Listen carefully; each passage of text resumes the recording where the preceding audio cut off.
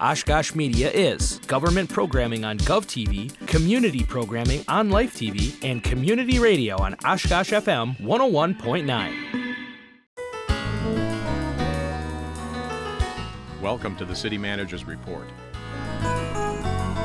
The City Manager's Report, a look at city updates and municipal news, and a preview of the next Oshkosh Common Council meeting agenda.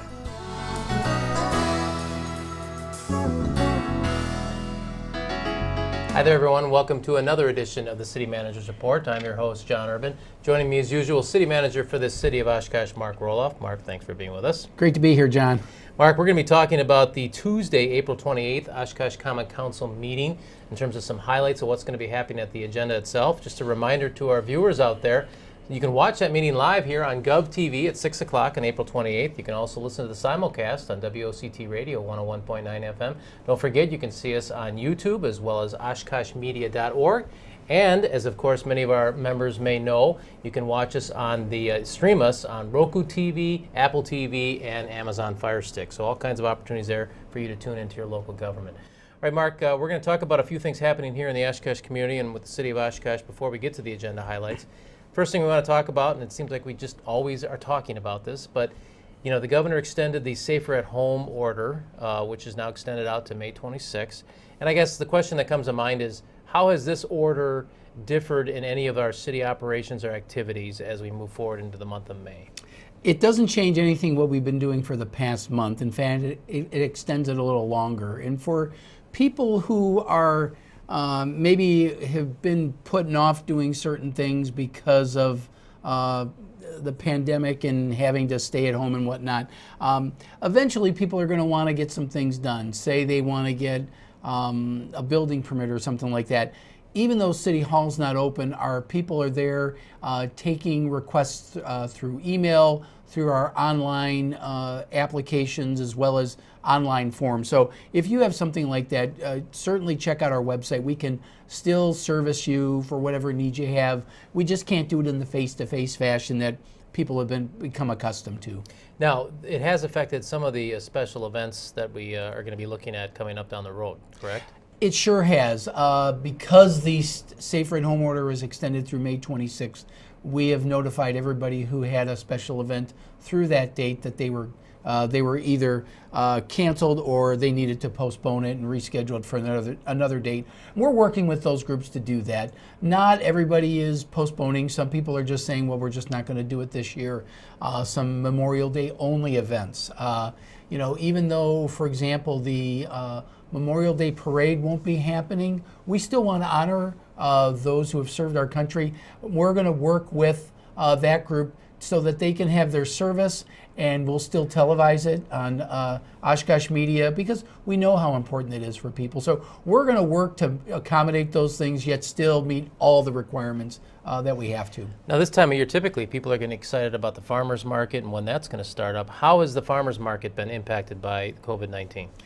Farmers markets are one of the things specifically mentioned to continue, but it's got to be done a lot differently because one of the things we love about the farmers market, I know I do, is the interaction that you have with the vendors and the residents and talking to people.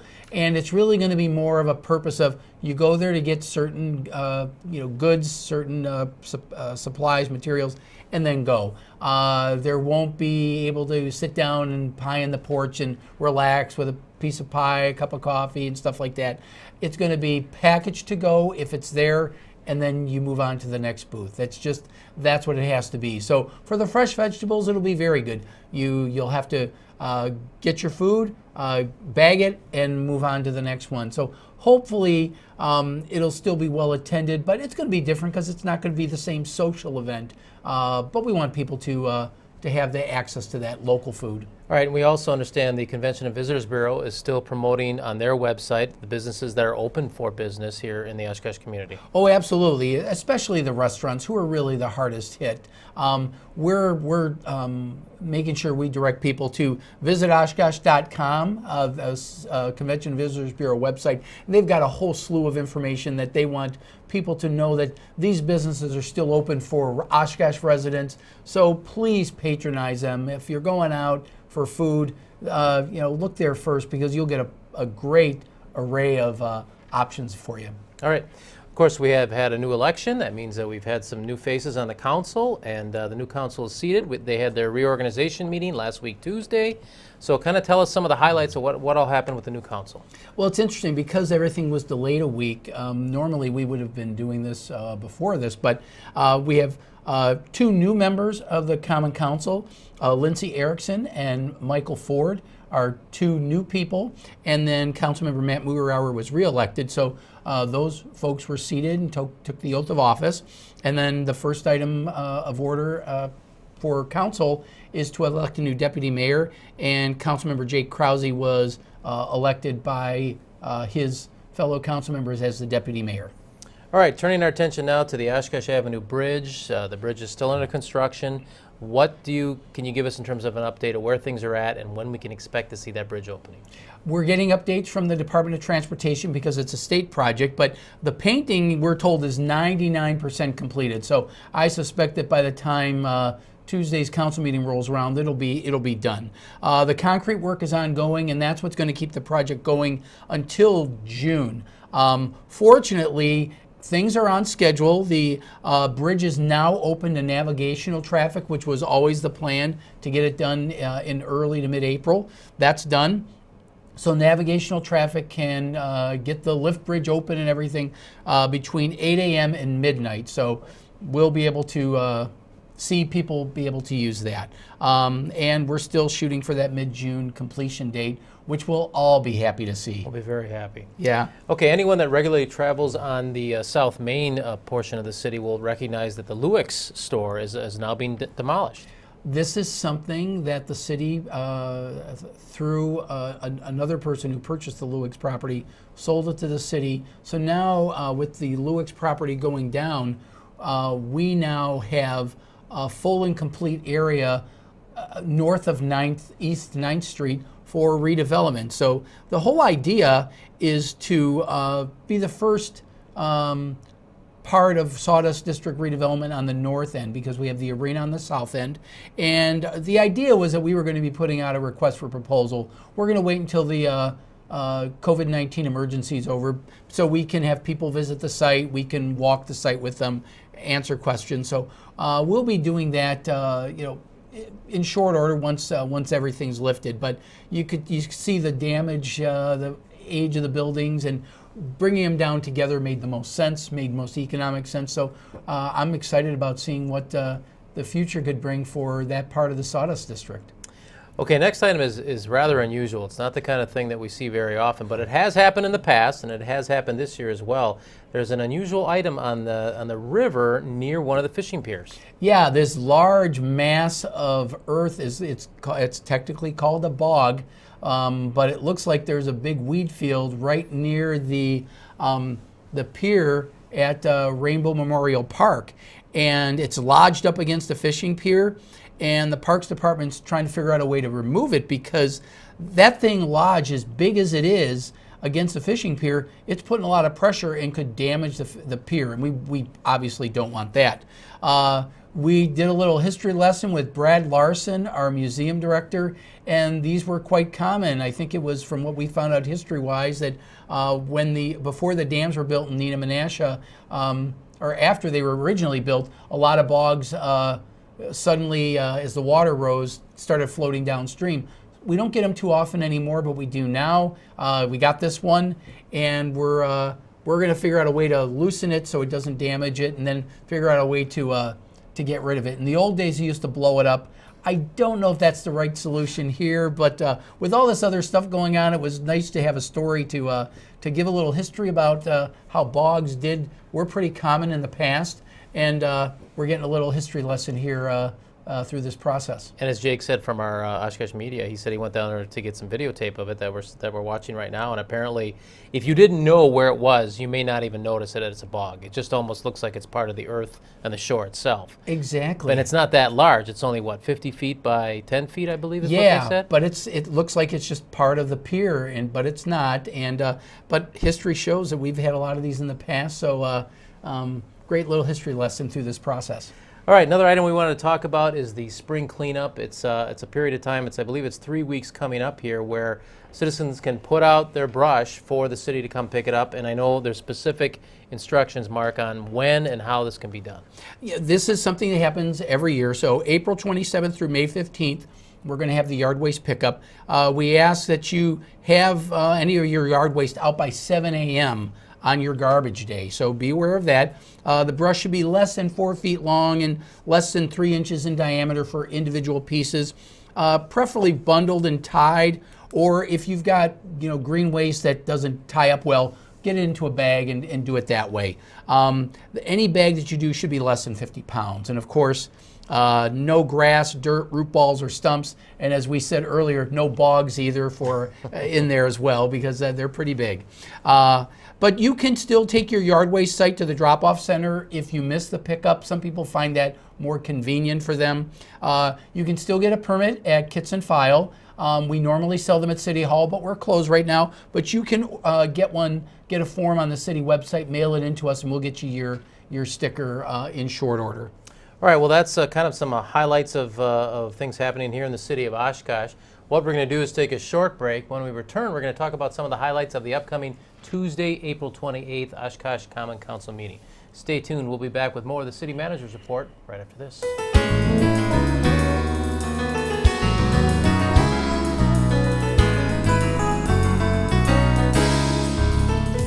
The world is talking about coronavirus, but it's hard to know what to listen to. We have answers to your questions, like who's most at risk for coronavirus? People over 65, people with underlying medical conditions like heart disease, chronic lung disease, asthma, diabetes, people undergoing cancer treatment, and people with weakened immune systems. What should you do if you or a loved one is at a higher risk? Avoid close contact with people. Avoid crowds, stay at home if you can. Wash your hands frequently. Learn more ways to protect yourself and others at coronavirus.gov. Together, we can help stop the spread.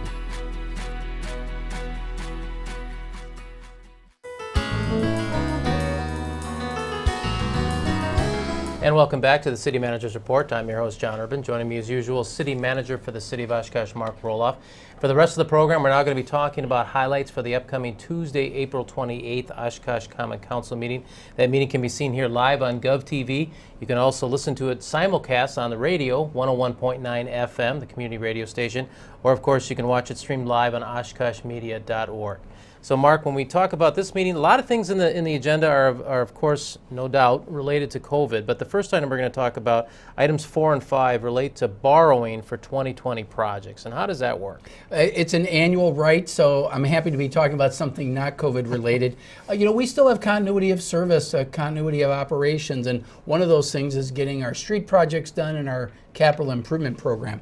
And part of that does involve borrowing, and so we're doing some refinancing of some old bonds because the rates are very good right now. And should this is a preliminary resolution. If the bids that we ultimately do come out good, we'll do some refinancing of some old bonds as well as finance our 2020 capital projects, and that includes our general projects like public works, streets, and parks and things like that, but also our utilities, our water utility, our sanitary sewer, and our stormwater utilities. A lot of those projects are interacted together, but the whole idea is to get the best possible borrowing rate, and we think we're timing it very well given everything that's going on in the markets, and then proceed with our projects, some of which are already underway. Okay. All right, item 8 we wanted to talk about, and this is actually kind of exciting. It's an expansion for the Mine Shaft restaurant, and they haven't even opened yet.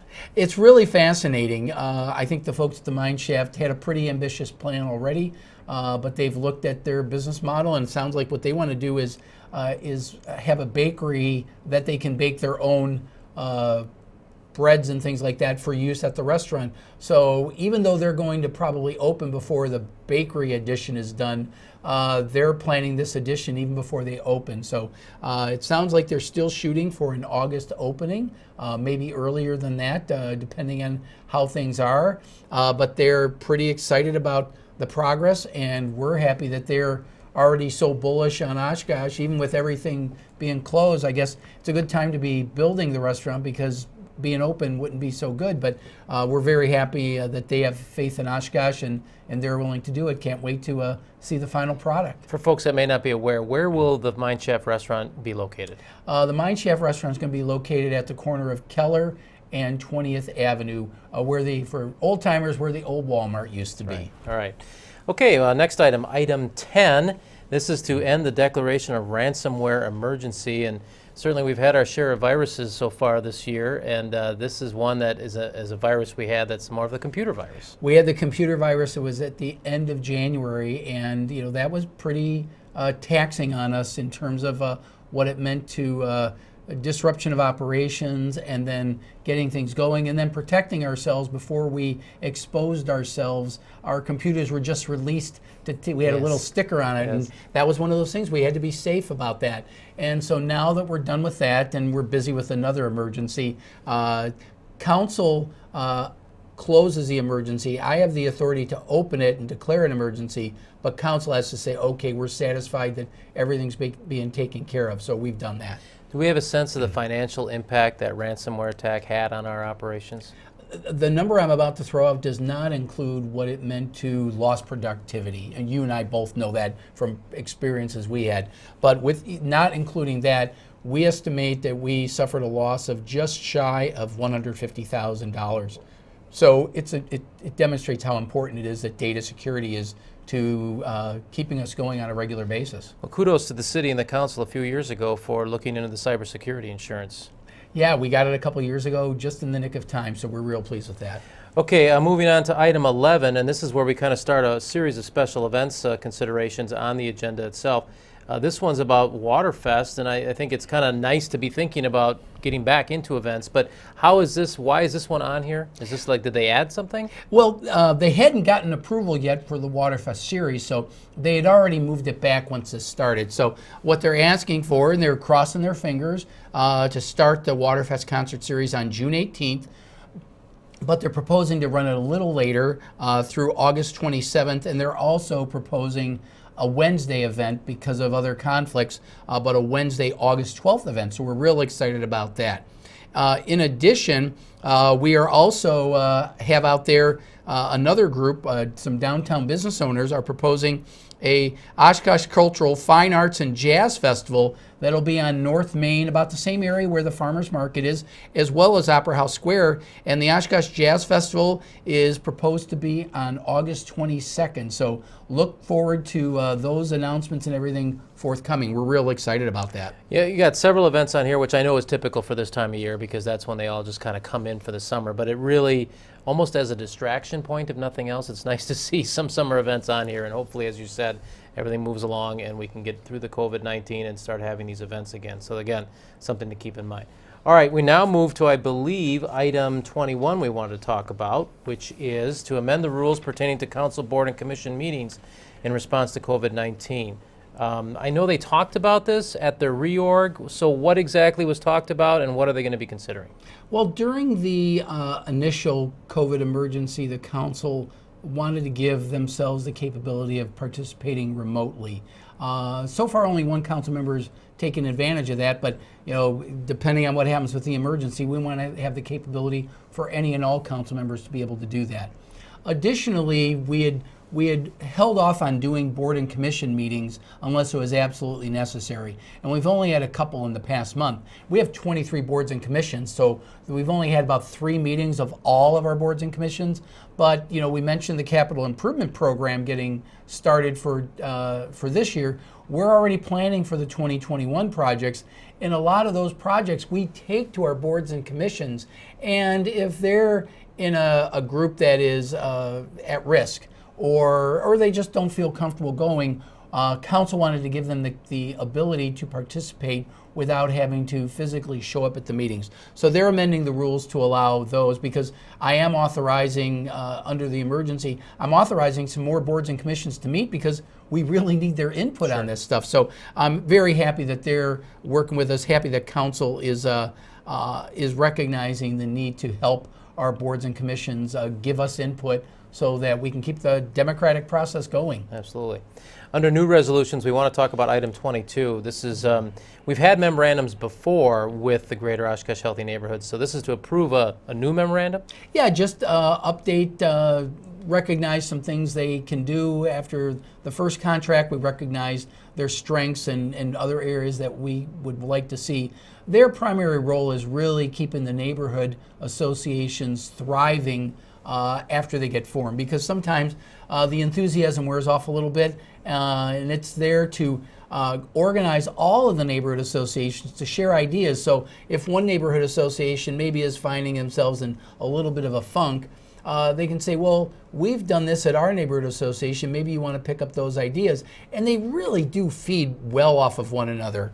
Unfortunately, they haven't been able to meet too much, but GO-H&I, or Healthy Neighborhoods, has recognized that they need to get the neighborhoods continuing to get going, and it's part of the process that they will still contribute to keeping those neighborhoods solidified regardless of the situation. All right, the next three items under new resolutions, 23, 24, and 25, I think they all tie back to the council's recognition that they want to be able to help local businesses during this COVID-19 outbreak. And I believe for folks that have been watching the council meetings, at the last council meeting, not the reorg, but the last council meeting, they already appropriated, I believe, $500,000 in funds. And so in this action, are they looking to add another $500,000 to that? Right. Our goal was to get to $1 million. So this gets the remaining $500,000 that's needed. And a lot of people forget about some of these tax increment districts because they're so old. But years ago, we created a tax increment district around the old Mercy Medical Center. And I know some people at one time said, oh, that one isn't working. All the TIF districts, they start very slowly, but then they pick up momentum. TIF 14, Mercy Medical Center redevelopment, has done so well that they have excess funds of $250,000 that now we're saying, now that we have this situation, let's try to help our local businesses. Because they've been picking up the slack on the taxes through this whole thing, residents and businesses alike. What we're doing is we're transferring this to the downtown TIF, the one for the 100 block, and expanding that area that we can benefit, so everything within a half mile of downtown can get a benefit from this. Similarly, TIF 19, which was our Northwest Industrial Park, has been doing very well as well. Part of that is to get them to get another $250,000 from that TIF, also moving it to the downtown, as well as anything that might need help in that immediate area. And that goes all the way out to Algoma Boulevard, Highway 45, and as far as Jackson Street. So businesses in that area can also benefit from this. So we're taking advantage of all these funding sources. So I understand these sources are going to be administered by the GO EDC. And then technically or mechanically, how does a business then benefit from these funds being available? I encourage you to contact somebody at Greater Oshkosh Economic Development, and they will walk you through the process. You don't need to worry about the funding source. They will match you up with the right funding source that you need to make this happen, and let them do that work for you. You have to provide some information, but then we can hook you up with what you need, and it's really to help bridge the gap because of cash being slow. It's to keep some of those fixed costs covered so that you can continue with your business operations. And that's what this is all about. All right. Item number 26 on a new resolution is to approve a general development plan. I understand this is for the food co-op. This is right there at the corner of Jackson and Pearl. The merge development has entered into a tentative agreement with the food co-op, and the food co-op is so close. They're not all the way there yet, so you may still get some solicitations. I think they're a little less than 50,000 short, but they're close enough that merge wants to come forward and get the specific implementation plan approved so they can start building this mixed-use building, which will be the food co-op on the ground floor, but some apartments on the upper floor. So really cool concept where you're going to have a little bit of grocery store thing going in the downtown, which we haven't had for a number of years, as well as the apartments up above to give a cool downtown feeling. I'm really excited about this, and the food co-op folks are ecstatic because they see some real light at the end of their tunnel. Super. All right, item number 27, request Winnebago County take action to waive interest and penalty fees for late property tax installments. And I understand this again is to try to help businesses during the COVID exposure. This is for businesses and residents. We certainly want to encourage everybody to pay their taxes on time.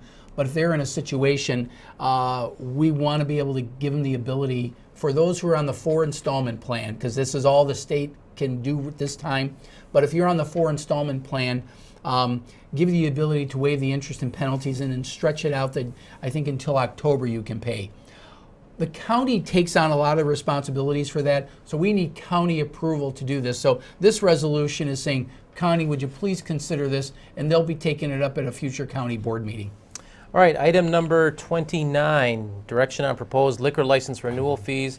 This again, I believe, is to try to help folks out that might have been impacted by the COVID-19 outbreak. We're on a theme here, Yeah. and I think it's important that when we're looking for things that we can do, and some of these things, I will tell you, we're taking a financial hit on that. But you know, you've heard me talk in the past about how we have a reserve, and it's our rainy day fund. And if there's ever a rainy day, this is it. This is time for us to help businesses and residents of the city. And in this case, it's liquor licenses. And you know, your opinion about liquor, it doesn't really matter. These are businesses, some are really mom and pop businesses that they've had no business for the past 5 to 6 weeks. And we collected a liquor license fee from them last year, over which they're not benefiting from right now. So what we're going to be recommending to council is to waive the fee in such a way that it takes it down to the state minimum. We can't charge them less than the state minimum, but in some cases the state minimum is $0. So we're taking it down to the state minimum. I think the highest one would be maybe $50. They do have to help pay for the publishing fee that we have to put in the newspaper, but the idea is to give them some relief. This isn't going to, you know, make the difference completely, but it'll help bridge the gap to getting them to the next phase. The last item we want to talk about under council direction and discussion is an update on the April 7th, 2020 absentee ballot process. Whatever happened with that whole process in terms of the investigation and whatever happened to the ballots? Well, I think it's important to point out for the residents who never got their ballot, I want to explain that. And there are some people who are rightfully angry, and you can't blame them. They never received their ballot. I want to assure them that the city clerk's office did everything in their power. In fact, we made it a goal that every day we received a pile of requests for absentee ballots, that we processed them and put them out the door on that very day. And we met that goal. And that was a challenge to do that, but we moved people from other departments, John, as you know, to help the clerk's office get this done. We mailed them all out. I assure you we did. We had processes in mind in the way to get that all done. And we started getting calls that people didn't get their ballots, and we couldn't figure it out. We called the post office and they assured us there was no problem. And then after the election, I didn't get a call from the post office. The city clerk got a call from the state saying, well, it looks like some bins were found in Milwaukee. And we have heard nothing since then, which is kind of frustrating. So we've put out a request to Congressman Grothman's office to say, what is the status of these ballots that people never received? That's unacceptable. And these people were disenfranchised from the voting process. That's not fair to them. Some of them caught on to it quickly enough. We let them know that we knew there was a problem, and we were able to cancel their absentee request and get them to vote. But there were a lot of people who didn't want to go to the polls because they were afraid. Mm-hmm. And you can understand that. We've got to take care of that, and we're making that request out. We want the word to be out there. All right, well, thank you, Mark, and thank you again for listening to some of the highlights of the upcoming Tuesday, April 28th Oshkosh Common Council meeting agenda. As always, that meeting can be seen here live on GovTV. You can listen to the simulcast on the radio, 101.9 FM. You can also watch it streamed live on oshkoshmedia.org. If you have a question for City Manager Mark Roloff, you can certainly post it on our Facebook page or email questionmark@ci.oshkosh.wi.us, and he'll answer it on the next episode of the City Manager's Report. That wraps up this edition of the City Manager's Report. I'd like to thank you for watching. We'll see you next time. Good night.